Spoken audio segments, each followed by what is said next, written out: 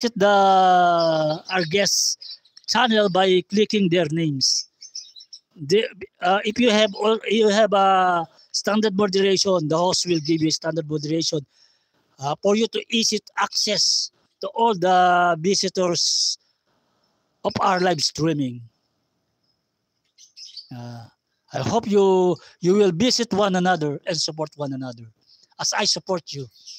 When you visit my live and when your live is on the air and give me a notification, for sure I will go to your live as well. So I hope you enjoy. And as we go, Titans Return, the yellow one and the green one, they're both on the same toy line. The black one, the gorilla one, is from Transformer Kingdom. With that three-part trilogy film. The other one is Power of the Primes, Combiner Wars, and the other one is Titans Return.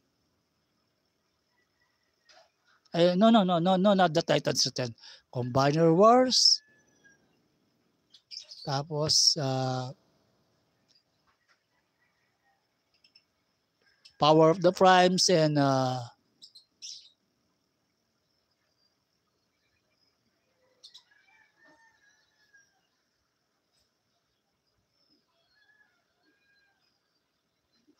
there are two. Apoy Clayton, ayan, okay. We have a visitor from Brazil, and I hope she's enjoying what she see.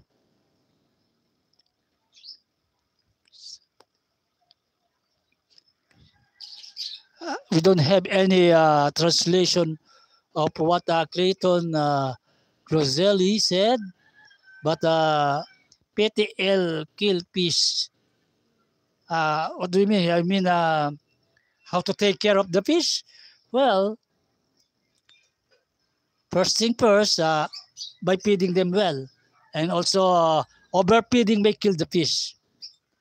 And you should have a aquatic plant inside the aquarium because aquatic plant serve as filter also, and they have a good bacteria that treat the water for the fish so that the fish have a healthy environment. Because as we land creature, we are land creature.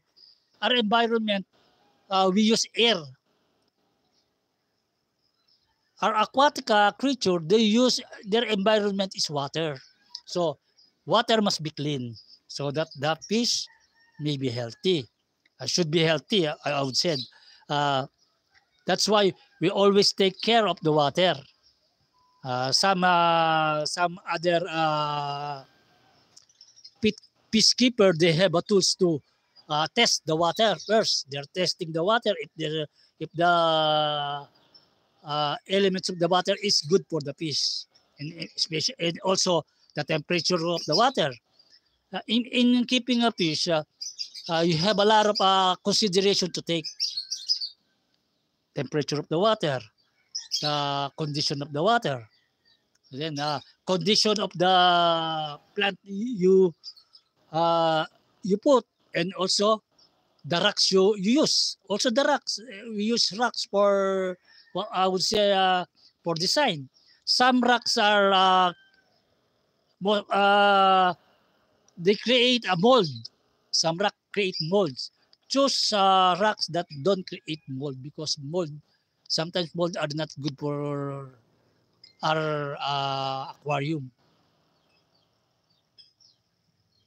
So I hope you understand my explanation and enjoy watching our presentation.